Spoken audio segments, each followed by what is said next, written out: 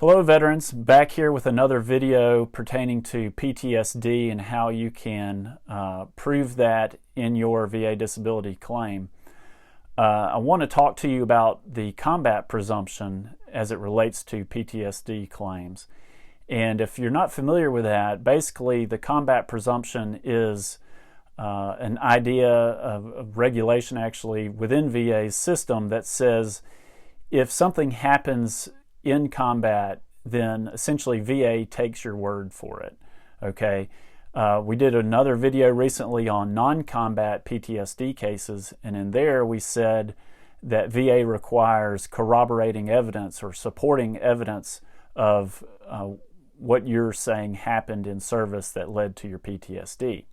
Now that's different in combat situations. If your stressful event that has led to your PTSD is related to a combat situation, then no corroborating evidence is necessary. VA will acknowledge, and rightfully so. I mean, we all know how stressful any sort of combat situation could be. So luckily VA recognizes that and will simply accept your statement of those stressful events as they relate to combat. And so again, you don't need buddy statements, you don't need documents from action reports or anything like that to substantiate what you're saying. So again, don't let VA say that you need those documents in order to win your case.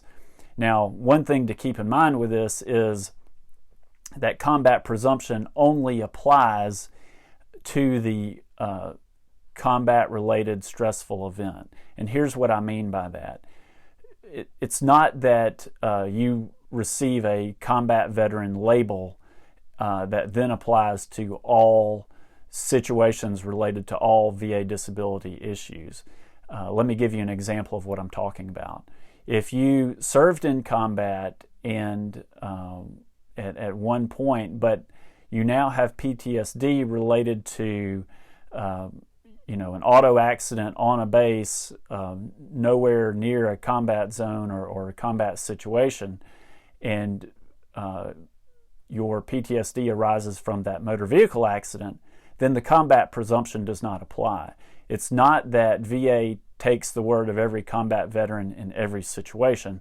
It's simply that, again, in the fog of battle sort of thing, there's not going to be documentation of every single stressful event. Therefore, VA accepts the word of the veteran.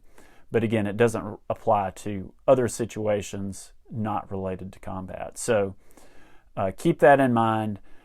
Combat presumption, again, just the idea that if your PTSD that you're claiming is related to that, then you can go with just what you have to say about that event, even though you may not have documents to support it. If VA says otherwise and denies your claim, again, that's a situation where you likely need to appeal that. And if you need us to take a look at that, you can reach out to us on our website, whenyourvetclaim.com, get a free consultation, and we'll be happy to look into it for you. Hope you like this. Give it a thumbs up if you did. Share it. Let a friend know about our channel as well. And stay tuned. We hope to have some more videos for you soon. Thanks a lot.